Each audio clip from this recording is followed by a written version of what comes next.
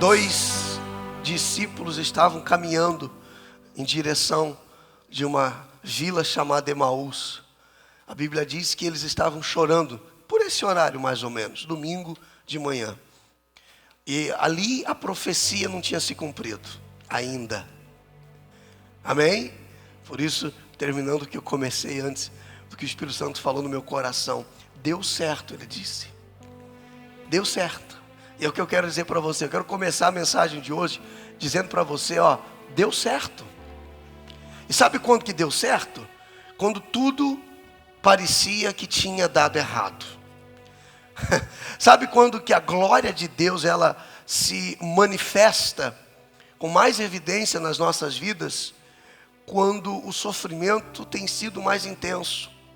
Deu certo, pessoal. Deu certo para o João, deu certo para Maria, para o José, deu certo para Abraão, deu certo para Isaac, deu certo para Sara. Com 99 anos ela engravidou, diga amém. Amém? Deu certo para o povo diante do Mar Vermelho, e os soldados de Faraó vinham atrás deles com sangue nos olhos para destruí-los. Deu certo para o povo de Israel, deu certo para Caleb, deu certo para Josué, deu certo para Ruth, para Esther, deu certo para Davi diante do Golias, deu certo para Jesus lá na cruz. Levante as mãos e diga assim: para mim também vai dar certo. Amém? Vai dar certo, já está dando certo em nome de Jesus. Amém? Chegou Jesus com aqueles rapazes, com aqueles discípulos e perguntou: vem cá, por que vocês estão tristes? Em outras palavras, já deu certo. Só que eles não sabiam que era Jesus. Eles não viram que era Jesus. Eles não entenderam. É que quando você está focado só no que deu errado, você não consegue ver quando dá certo. Tem gente reclamando de problemas que já foram até resolvidos. E ela não percebeu. Tem gente, eu quero dizer para você que muitas coisas que você não tinha visto, que estavam solucionadas, a partir de hoje você verá. Amém? Problemas que você até diz assim: eu não quero mais tocar nesse assunto, porque isso já está me trazendo muita dor. Você nem imagina, mas isso aí já está resolvido já. Quando você procurar saber, você vai ter uma feliz surpresa. Jesus perguntou para eles: por que vocês estão tristes? Eles tinham motivo para estar triste? Eles tinham motivo para estar chorando? Claro que sim, gente. O Senhor deles tinha sido morto. Jesus tinha sido pregado na cruz. Eles tinham motivos, mas nem sempre que eu tenho motivo eu tenho que ficar prostrado. Não são os motivos que me colocam para baixo. É a minha fé que vai me colocar sempre para cima. Eles estavam caminhando tristes. Jesus vem e diz: por quê? E eles falaram: só você, que estando em Jerusalém, não sabe o que aconteceu nos últimos dias. Sexta-feira pegaram Jesus. Você não está sabendo? Sexta-feira pegaram Jesus, pregaram numa cruz. Você não está sabendo? Pegaram ele vivo, pregaram ele vivo numa cruz. Tiraram ele da cruz e enterraram. Ele dizia que ia ressuscitar no terceiro dia. Um negócio que ele ia aparecer no terceiro dia. Mas até agora, 9h45 da manhã e nada. Aí entraram em casa. Convidaram o rapaz para entrar com eles. Sentaram à mesa. A Bíblia diz que quando ele pediu para partir o pão, o ato dele, Jesus sempre vai repetir os mesmos atos. Somos nós que mudamos a forma de olhar para ele. A palavra dele nunca vai mudar. Quando Jesus partiu o pão, os olhos deles se abriram e eles viram que era Jesus. Só que quando eles viram, é Jesus, ele desapareceu. E mais uma vez, ficou provado que deu certo. Diga para o irmão do lado: deu certo, viu? Ele não falha, glória a Deus.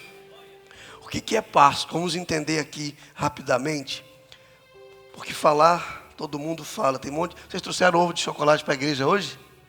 Trouxe, obrigado. Depois deixa ali com o Éder. Tive uma revelação aqui agora. Deixa ali com... O Éder está ali, ó. É que eu olhei para ele e falei: Éder, para o André. Quer dizer, deixa não, porque...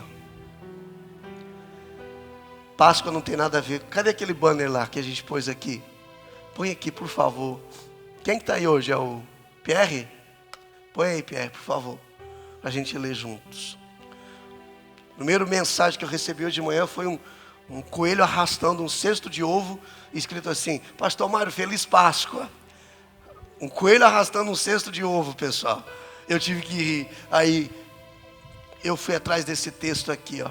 Não foi chocolate, foi sangue. Não foi ovo, foi uma cruz. Não foi doce, foi doloroso. Não foi um coelho, foi Jesus. Amém? Páscoa é isso. Quando o povo saiu, Êxodo capítulo 3, quando o povo saiu do Egito, indo em direção a Canaã, Deus mandou eles comerem pães sem fermento, pães asmos e ervas amargas. Apacentava Moisés o rebanho de Jetro, seu sogro, sacerdote de Midian, e levando o rebanho para o lado ocidental do deserto, chegou ao monte de Deus, Horebe. Apareceu-lhe o anjo do Senhor, numa chama de fogo, no meio de uma sarça. Moisés olhou, e eis que a sarça ardia no fogo, mas não se consumia. Então disse consigo mesmo: irei para lá e verei essa grande maravilha. Por que a sarça não se queima? Vendo o Senhor que ele se voltava para ver, Deus do meio da sarça o chamou e disse: Moisés, Moisés. Ele respondeu: eis-me aqui. Deus continuou: não te chegues para cá, tira as sandálias dos pés, porque o lugar em que estás é terra santa. Disse mais: eu sou o Deus de teu pai, o Deus de Abraão, o Deus de Isaque e de Jacó. Moisés escondeu o rosto, porque temeu olhar para Deus. Disse ainda o Senhor: certamente vi a aflição do meu povo, ouvi o seu clamor por causa dos seus exatores, conheço-lhe o sofrimento. Esse próximo versículo eu gosto muito. E desci, vamos lá, por isso desci, a fim de livrá-lo. Por isso desci, a fim de livrá-lo da mão dos egípcios e fazê-lo subir daquela terra a uma terra boa, uma terra ampla, uma terra que mana leite e mel, o lugar do cananeu, do Eteu e do monte de Eu aí. Quando Deus apareceu para Moisés, ele estava a fim de livrar o povo dele que estava na escravidão no Egito. Mais de 400 anos. Mais de 400 anos. Nós temos falado nesses últimos domingos sobre o desejo de Deus levar o seu povo a Canaã, que começou lá com Terá, pai de Abraão. Começou com Terá. Deus colocou no coração dele para ele ir para Canaã e levar seus filhos para lá. No meio do caminho, Terá perdeu um filho. Morreu Arã. Terá abandonou o propósito. Terá abandonou a missão, o destino. Porque o filho havia morrido, ele mudou o nome da cidade, botou o nome da cidade que era Ur dos Caldeus para Arã, e morou na cidade, até morrer na cidade que o filho tinha morrido. Depois Deus apareceu para Abraão, chamou Abraão, vocês já conhecem, falamos já sobre isso a semana toda, e disse: Abraão, o destino é Canaã, Abraão. Abraão leva Ló com ele, no meio do caminho, Ló e Abraão pendem para o Egito também.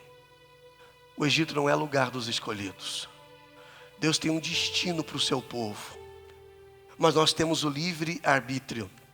Nós decidimos se vamos seguir o destino que Deus nos deu, ou se vamos fazer o nosso próprio destino. Quem está comigo?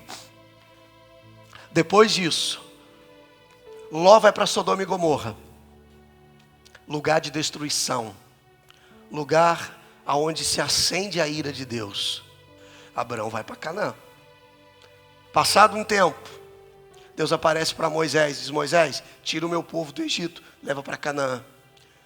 O destino de Deus, ou o destino que Deus tem para o seu povo, não pode ser mudado, porque dá ruim.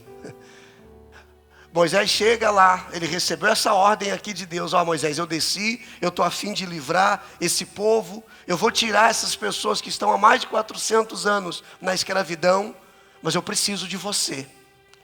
Eu preciso que você seja a minha voz naquele lugar. Eu preciso que você seja luz naquele lugar. Eu preciso que você chegue lá e me represente naquele lugar. Enquanto que tem muita gente esperando que Deus faça algo por ela, Deus está contando com ela para fazer algo por toda a família dela, por todas as pessoas que estão ao redor dela. Quem está entendendo? Enquanto você está esperando que Deus faça por você, Deus quer usar você para você fazer por outras pessoas. Porque mudar a nossa vida é tão pouco diante daquilo que Deus quer fazer através dela, na vida dos demais. Trazendo isso para as nossas vidas hoje, Deus quer fazer o mesmo com cada um de nós. Tirar todos que estão sobre o jugo das trevas, do pecado, do sofrimento, para uma vida de paz, uma vida eterna. Depois de Moisés ter falado com Faraó, Moisés era gago, tinha dificuldade de se expressar. Como é que ele ia falar com o homem mais poderoso da face da terra? Como é que ele ia chegar para Faraó, que não ouvia ninguém, não temia Deus nenhum? Ele era o próprio Deus na cabeça dele. Como é que ele chegaria para Faraó e ele diria, eu vim aqui. Aliás, Moisés questionou isso com Deus. Eu vou chegar lá e vou dizer para eles, Deus me apareceu e mandou vir aqui 3 milhões de hebreus naquele lugar, amassando barro com os pés para fazer tijolo para construir os palácios de Faraó. Um povo que conheceu o Deus criador do universo. Se deixaram enganar por coisas que os olhos viram, como fez Ló um tempo atrás. Se iludiram com o brilho desse mundo, se iludiram com as coisas que o coração deseja, se tornaram escravos. Foram seduzidos, a Bíblia diz que Deus fala na Bíblia, foram seduzidos pelo seu próprio coração. O coração engana. E ali eles estavam amassando barro com capim para fazer tijolos e construir os palácios de Faraó. Aí chega Moisés, já um senhor, com dificuldade até para falar, e diz assim, olha, Deus apareceu para mim lá no Monte Sinai, numa chama, no meio de uma sarça, e mandou vir aqui dizer para você o seguinte, bora comigo, acabou o sofrimento. Parece na teoria fácil, mas o próprio Deus avisou Moisés, ele não vai soltar se não for por braço forte. Faraó vai endurecer o coração. E de fato, vieram quantas pragas sobre a terra do Egito? 10. Tu já coisou uma já? Vieram 10 pragas sobre a terra do Egito. E todas as vezes Faraó endurecia o coração. As pragas, as ações que trazem malignidade, destruição, procedem do diabo. Olhe para mim, mas vão ter momentos que Deus vai permitir situações dolorosas para que as pessoas se voltem para Ele. As pessoas estão focadas, pessoal, nas suas próprias vidas e esqueceram do Criador. Mentira ou verdade? Se esqueceram do Senhor. Não tem mais compromisso com Deus. Não tem mais compromisso com a verdade. Não tem mais compromisso com o Senhor. Elas vivem conforme dá, conforme desejam. E aí a gente vê o resultado. O diabo encontra espaço, se dá legalidade para ele entrar e destruir. Depois da 10ª praga que veio no Egito, a 10ª praga, curioso, né? Quando eu estava meditando isso aqui ontem, a 10ª praga foi a morte dos primogênitos. A 10ª praga, depois da praga das trevas, das rãs, das moscas, da água que virou sangue, e Faraó segurava o povo. A 10ª praga, Deus disse, então agora, à meia-noite, vai passar o espírito da morte, o espírito da destruição, e vai matar de cada família o primogênito dos egípcios. Você consegue entender? A forma de Satanás agir, as estratégias dele têm sido as mesmas, ano após ano. Ele tem tentado de alguma forma fazer as pessoas se voltarem contra o Criador. Deus abandonou. Eu ouvia isso essa semana. Eu ouvia isso, frases do seguinte: Mas e aonde está Deus? Por que Deus permite isso com pessoas tão inocentes? Eu ouvia isso. Eu vi 2 pais que perderam as crianças ali quarta-feira, se abraçando, chorando. E um deles, depois que eles se abraçaram, um deles disse assim: vamos orar para Deus confortar o nosso coração.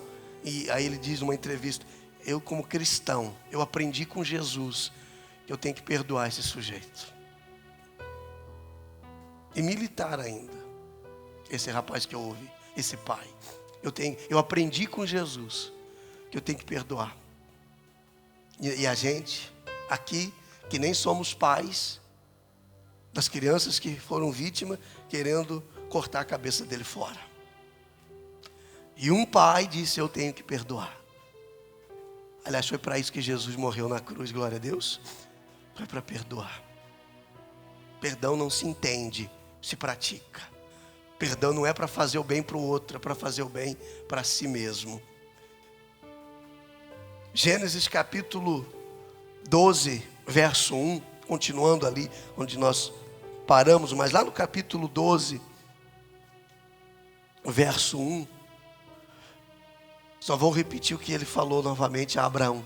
No domingo passado nós lemos: disse o Senhor a Abraão: sai da tua terra, da tua parentela, da casa de teu pai, e vai para a terra que te mostrarei. Ei, Deus sempre vai te dar uma ordem quando você fizer um pedido.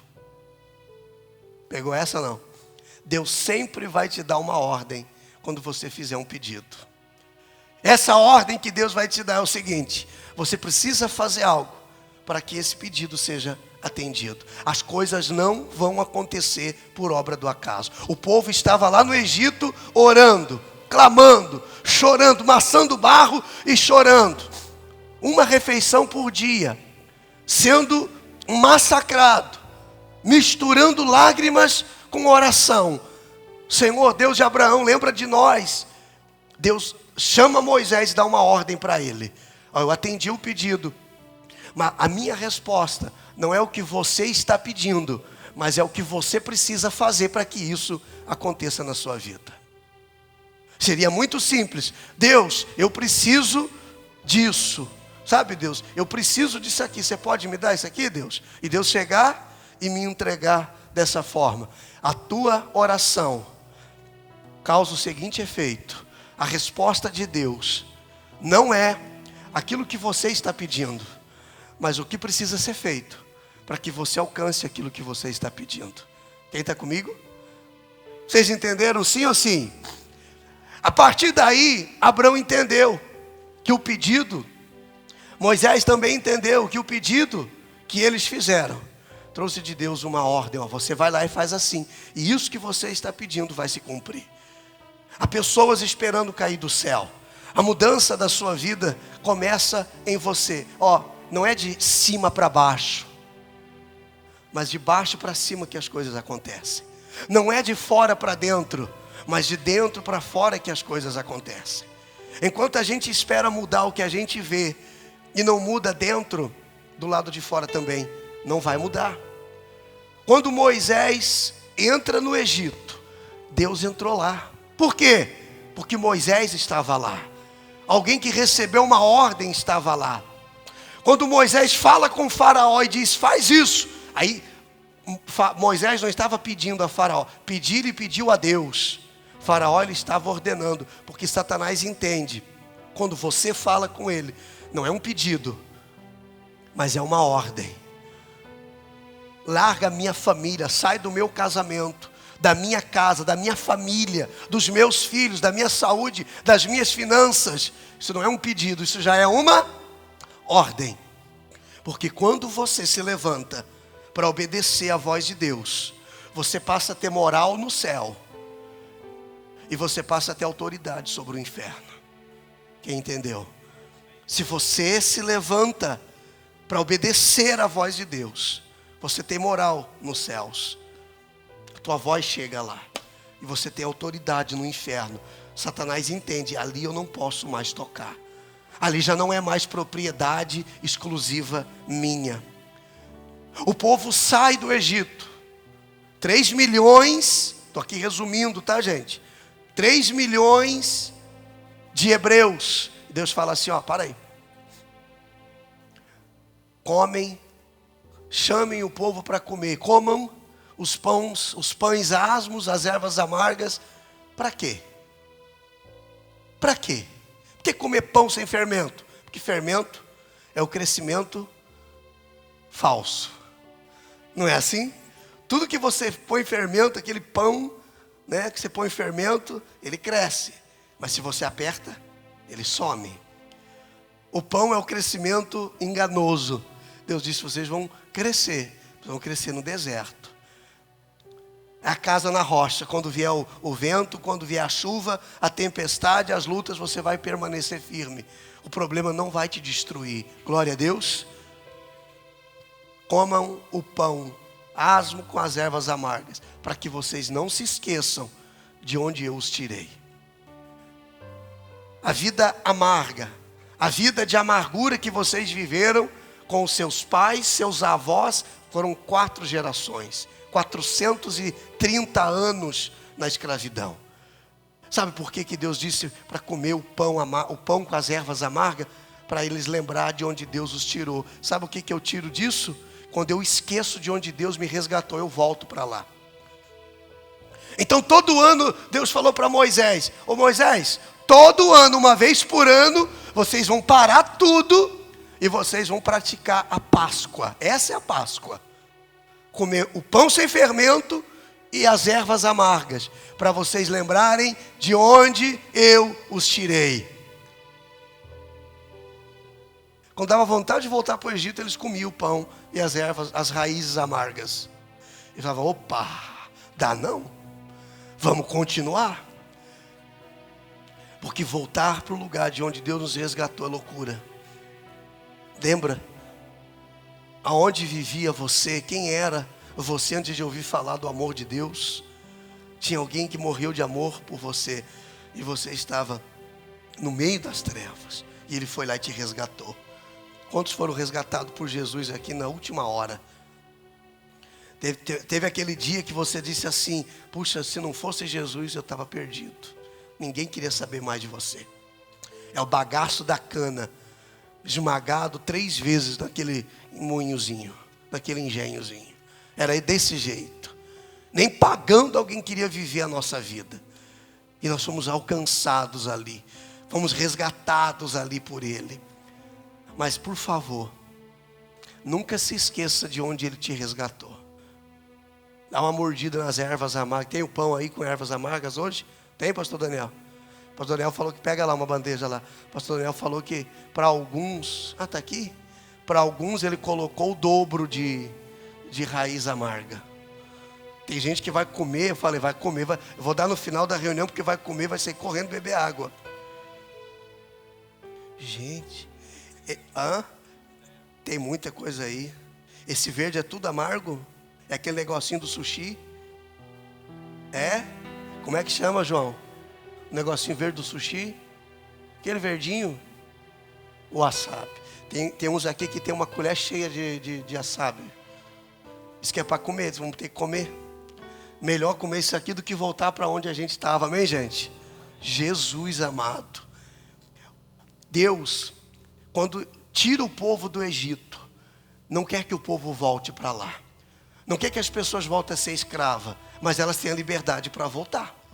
Você tem a liberdade para seguir em frente. Você tem a opção de seguir em frente, como você tem a opção também de voltar para trás. E a decisão é sua.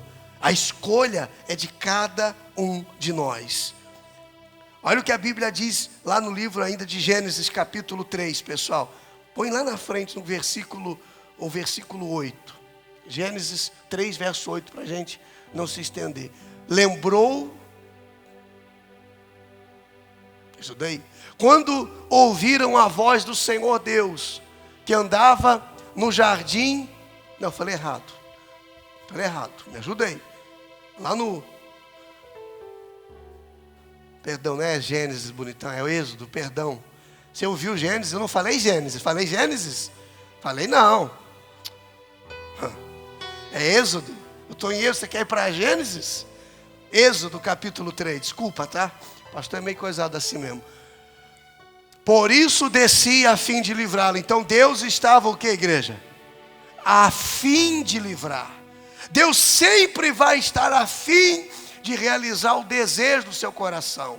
Mas eu pergunto para você, pergunta que não quer calar: você está a fim de fazer aquilo que Ele determinar que você faça? Olha lá, hein?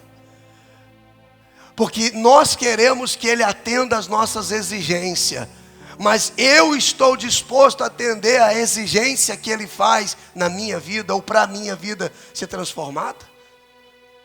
Porque não é do jeito que eu penso, e nem do jeito que eu quero, e nem na hora que eu desejo.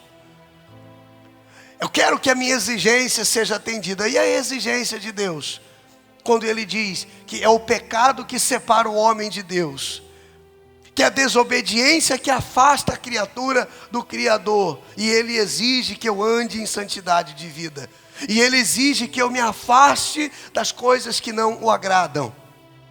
Quando eu não me sujeito às exigências dEle, eu tenho que aceitar a imposição das trevas. E a imposição das trevas nada mais é do que a escravidão. Lá no versículo 9, muda ali por favor.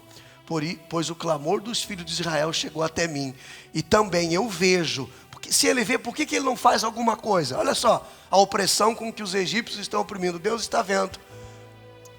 Tem gente que diz assim: Deus não vê isso, pastor, Deus não está. Deus está vendo, mas é uma ação que provoca uma reação. Uma coisa que você não precisa pedir a Deus é que Ele te ame, porque Ele não ama você. Que é isso, pastor? O primeiro pastor que eu ouço falar que Deus não ama você, Deus não me ama. Ele é o próprio amor em nós. O amor começa a partir dEle. Ele não vai te amar, Ele já é o próprio amor em você, amém? É a partir dEle que o amor existe. Ele não existe a partir do amor, o amor que existe a partir dEle.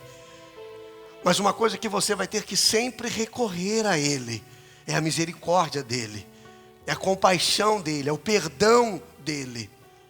O amor já está em você, é o próprio Deus em você. Verso 10: vem agora e eu te enviarei a Faraó, para que tires o meu povo, os filhos de Israel, do Egito. Então disse Moisés a Deus: quem sou eu? Olha aí. Quem sou eu para ir a Faraó e tirar do Egito os filhos de Israel? Deus respondeu: eu serei contigo. Não é quem é você, é quem está com você. Diga amém. Quem sou eu, pastor? Quem me dera, está falando isso aqui. Poxa, eu tenho sonhos, eu tenho os meus projetos de constituir uma família, ter um casamento feliz, ser amado e respeitado por uma mulher que Deus me dê, ser amada e respeitada por um homem que Deus me dê, ter filhos, pastor, ser uma pessoa bem sucedida, ter sucesso, fazer pessoas felizes. Mas quem sou eu para isso? Mas se Deus te escolheu, não importa quem é você, é quem está com você. Moisés disse: quem sou eu? E Deus disse para ele: eu sou contigo. Amém, igreja? Não é quem sou eu, é quem está comigo, porque eu sozinho não posso nada, mas com o meu Senhor. Vocês estão por aí, gente? Bom dia. Eu sozinho não posso nada, mas eu com o meu Senhor posso tudo. Moisés, não é quem é você, é quem está com você, e eu vou estar com você lá. Pode ir. Faraó, só o nome assustava, mas ele disse: eu serei contigo. E se eu estou contigo, depois Deus vem numa sequência. Deus vem em toda a Bíblia dizendo: eu serei contigo. Só na Bíblia existem 366 vezes escrito: não tenha medo. Vai em frente, vai em frente, eu serei contigo. 366 vezes está escrito: não tenha medo, não temas. Uma para cada dia do ano, seu Jorge, e ainda sobra um. Todas as manhãs Deus está dizendo assim: não tenha medo, eu sou contigo. Pode ir lá, eu sou contigo. Já deu certo. Palavra que vê o meu coração hoje que não sai. Deu certo. Parecia que não ia dar para Moisés. Sabe o que Deus mandou o povo fazer? Antes de sair para o filho não morrer, à meia-noite, ele disse: vai passar o anjo da morte na terra do Egito, e ele vai entrar nas casas, e ele vai matar o filho mais velho.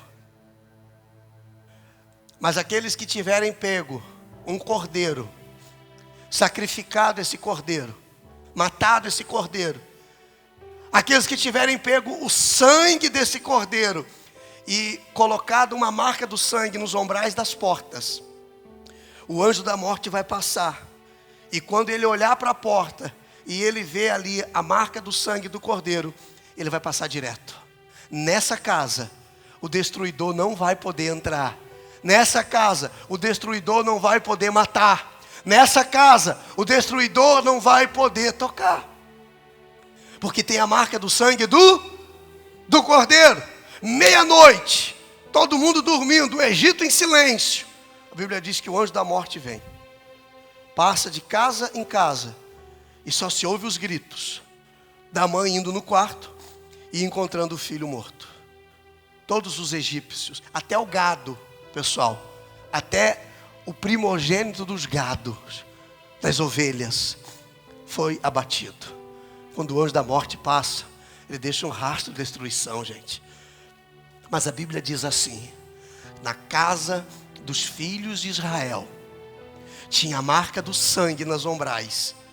O anjo da morte passou, mas o anjo da morte não pôde entrar. Diga assim: o anjo da morte passou, mas o anjo da morte não pôde entrar. Glória a Deus. Em todas as pragas, a praga de trevas, a Bíblia diz que as trevas eram tão densas que dava para palpar as trevas, dava para tocar nas trevas, de tão densas que eram as trevas. Eles ficaram 3 dias parados no mesmo lugar, sem sair do lugar, sem dormir, sem comer. 3 dias por causa das trevas. Mas a Bíblia diz assim, isso é muito top: na casa dos filhos de Israel havia luz. Havia luz. A destruição, o castigo, não é para os filhos. A destruição, o sofrimento, não é para você. Porque o Cordeiro Santo, que tira o pecado do mundo, já marcou a sua vida com o sangue precioso dele. Você pode aplaudir o nome dele por isso? Glória a Deus, amém? Olha só, lá no Egito, Deus já vinha preparando o povo com o sangue do Cordeiro, André. O povo é livre. Com o sangue do Cordeiro, o mal não toca. Onde tem a marca do sangue, o destruidor não entra. Diga glória a Deus. Quando a marca do sangue, lá no Egito, Deus já falou para o povo: olha, já tem a marca do sangue, a destruição não pode entrar. Ali o destruidor não pode tocar. O povo viu a proteção por causa daquele sangue. Era um cordeiro do rebanho antes de Jesus. E hoje, quem é o Cordeiro Santo que tira o pecado do mundo? É o nosso Senhor Jesus, que foi sacrificado para nos livrar da destruição, inclusive da morte. Não da morte física, mas da morte eterna, da escravidão eterna. Porque se sofrer nesse mundo, há quem diga assim: pastor, mas o inferno é aqui, pastor, olha o que está acontecendo. Deixa eu te dizer uma coisa para terminar. Aqui, esse mundo é o único inferno que os salvos vão viver. Mas nesse mesmo mundo é o único céu que os incrédulos vão viver. Entendeu? Esse mundo é o único inferno que os salvos vão viver. Mas também é o único céu que aqueles que se perdem vão viver. Pode contar como um céu isso aqui, diante do inferno que está lá, e que a Bíblia diz: o inferno não se farta. Nunca se farta. Sempre cabe mais um. Celebrar a Páscoa é relembrarmos que fomos resgatados da escravidão, do pecado que vivíamos, para uma vida de liberdade e alegria. Portanto, jamais anule, jamais cancele o que Cristo fez por você lá na cruz do Calvário. Ele vive, Ele está aqui conosco nesse momento. Quem crê? Na pessoa do Espírito Santo Ele está aqui. querendo entrar na sua casa para transformar a sua vida num antes e num depois. Renda-se a Ele para que viva o melhor de Deus nesse mundo e ainda a vida eterna. Ele quer entrar. Você vê que nos livros de história você deve encontrar lá ACDC. O que é ACDC? Antes de Cristo, depois de Cristo. Não tem como. A história da humanidade foi dividida num antes e um depois. A história da vida de quem se entrega a Jesus tem que ser dividida num antes e um depois. Tem que haver um antes e um depois. Antes de Jesus, depois de Jesus. Antes de Jesus eu era assim. Agora depois de Jesus eu sou assim. Antes de Jesus minha vida era um inferno, era dor, era angústia, era opressão, era sofrimento. Mas depois de Jesus agora é uma vida de paz, alegria e de felicidade. Tem que ter um ACDC na nossa vida também. O ACDC tem que se cumprir na vida daqueles que estão aqui hoje. Glória a Deus. As pessoas têm que olhar para você e falar assim: João, quem te viu e quem te vê, puxa, depois de Cristo você mudou. O que aconteceu contigo? Fiquem todos em pé no seu lugar, por favor. Tem que haver um antes e um depois na vida daqueles que servem a Deus, na vida daqueles que vivem a fé. Eu falei não sei se eu contei aqui para vocês, num domingo, numa quarta-feira, do rapaz que foi mandado para uma cidade para evangelizar a cidade. Mas ele era um cara tímido, ele não falava muito, ele não sabia se expressar. A igreja escolheu ele no meio dos irmãos e mandou ele para lá. Vai lá naquela cidade e ganha aquela cidade lá para Jesus. O nome dele era David. E ele foi lá na cidade e ele não conseguiu falar de Jesus para ninguém. Ele tinha um comportamento exemplar. Ele andava com integridade, ele comprava e pagava. Amém? Ele não devia nada para os irmãos da igreja, do redor. Diga glória a Deus. Ele era honesto, ele era marido de uma só mulher.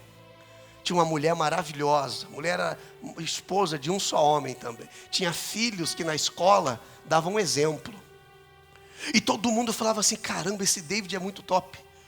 Esse David é um exemplo a ser seguido. Esse David é um cara que nos constrange. Quando a gente chega perto dele, a gente fica constrangido. Porque você quer revelar o erro, não aponte para o erro. Só fazer o certo. Quando você faz o certo, você revela o que está errado. E aí esse David ficou conhecido na cidade, pessoal. Todo mundo, quando o David estava vindo, falou assim: puxa, está vindo aquele cara ali. Esse cara é um exemplo a ser seguido, de integridade, de honestidade, de fidelidade e tal. E todo mundo gostava dele de uma forma muito top. Até que um dia a igreja resolveu mudar de missionário. Falou: pô, você não está falando de Jesus, cara? Aí mandaram o Mário para lá. E aí o Mário chegou lá na cidade, já foi para a praça pública. Já reuniu uma galera. O Mário era meio doido da cabeça. E o Mário queria falar de Jesus. E reuniu uma galera na praça. Pegou a Bíblia e falou: eu quero falar para vocês de uma pessoa que é íntegra, que é cheia de amor, que é honesta, uma pessoa verdadeira. Aí todo mundo disse: mas a gente já conhece essa pessoa. A gente conhece essa pessoa. Aí o Mário falou assim: o nome dessa pessoa é Jesus. Ele falou: não, essa pessoa é David. Ele disse: não, o David também servia esta pessoa. O David seguia o exemplo dessa pessoa. Você tem que passar Jesus, sem mesmo você falar Jesus. As pessoas têm que desejar se aproximar de Deus por verem os seus atos. Tem gente que diz: eu não vou na igreja se é para ser desse jeito, que o fulano ou que a fulana é. Mas com você tem que ser diferente. Eu vou porque eu quero ter essa essência também. Glória a Deus. Essa é a Páscoa.